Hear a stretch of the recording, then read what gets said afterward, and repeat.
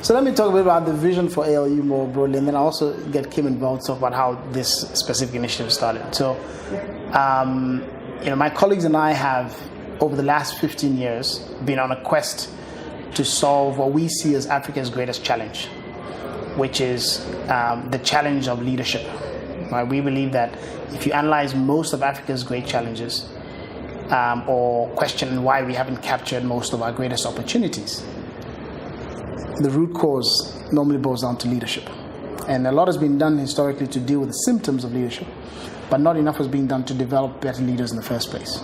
So we thought that we would take this issue on, and we started the African Leadership Academy as a pan-African effort to identify young people all across Africa that could come together in a 2-year pre-university program to develop them into top leadership talent for the continent.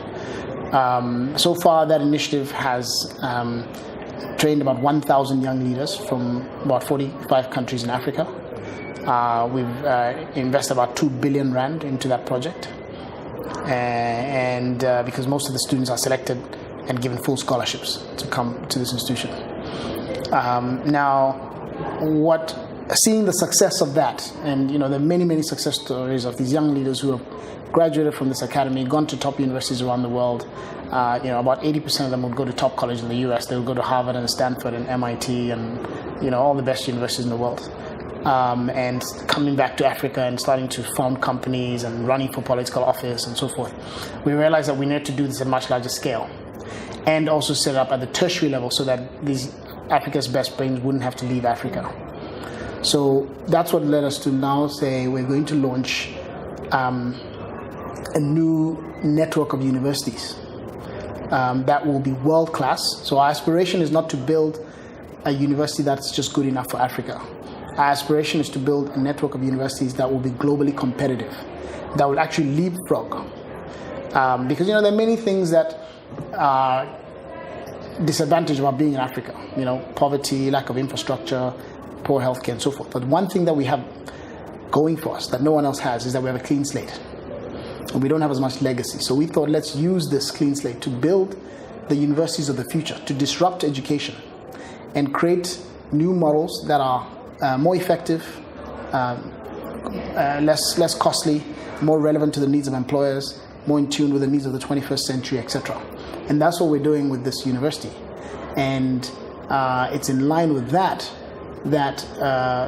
we are creating the School of Insurance, because we wanted the university not just to be about education.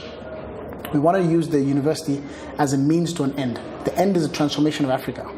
And we want to do that by therefore identifying what are the greatest challenges that Africa faces, what are its greatest opportunities, and how do we then work backwards and develop a pipeline of talent to capture those opportunities and to address those challenges. And in line with that is how the School of Insurance was born, because we saw that as a great opportunity to really catalyze economic development in Africa. I guess it's really about that connection between education and employment. Mm-hmm. And that's where the niche really fits. Because that's one of the things that we identified as broken with traditional universities. In Europe, 40% of youth are unemployed, and many of these have university graduates.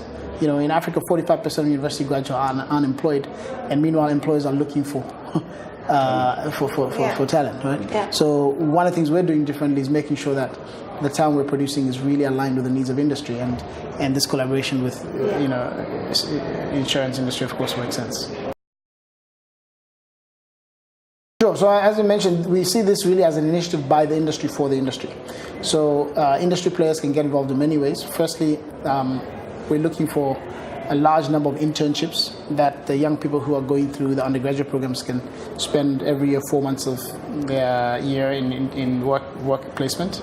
Secondly, we're looking for case studies that we can use to teach within the curriculum so that they're seeing immediately the application of what they're learning. We're looking for problems that insurance companies want our students to solve today. Right? So we say, give us your toughest problems and let these young people work on them. And give them exposure and also give you new, fresh ideas. We're looking for professionals to come and serve as guest faculty members in Mauritius, in Rwanda, or in any of the short courses that we'll do around Africa in major cities as continuing professional development for professionals in the insurance sector. And finally, we're looking for companies to join us as funders and to be involved in ensuring that young people can get opportunities to enter the insurance sector. So these are all the ways in which insurance companies can get involved. But ultimately, we want them to help us shape the future of the talent that they will be taking in. And so we don't want a situation where 5 years from now, 10 years from now, people are saying, well, we didn't get the talent that we needed. We want to say, did you come and talk to us about what you needed, what your skills are? Because we're here, we're ready to listen. We want to make sure we are really shaping the talent for your needs. I think we're also, very interested and open to ideas and suggestions from the industry on what has worked and what has not worked. We don't believe that we've got a monopoly on ideas. Yes. We have a great platform that we're starting from. So we would love, and I would personally love to hear from industry players that like to say, listen, we've tried this and this didn't work for this reason, or this did work. We'd like to see more of this or less of that. Yes. Or these are some of the problems that our young people are facing, so that we can understand, on a day-to-day basis, what the daily challenges are. It's not just enough to say there's a lack of talent, respond to it. We want an interactive relationship with the industry, so that's where the industry can help. It's just by picking up the phone or getting on the email and saying, have you thought of this? Or we'd like to share a cup of coffee with you and tell you, what we think is working or not working. And let's be really honest here. It's not going to be a solution for the industry unless the industry comes and has that conversation. Whether it's around designing an internship program that's really relevant for them, or about the bigger, more societal challenges in terms of funding disadvantaged, needy students out there who can contribute, or if it's in terms of the design of the programs, coaching, mentoring, lecturing.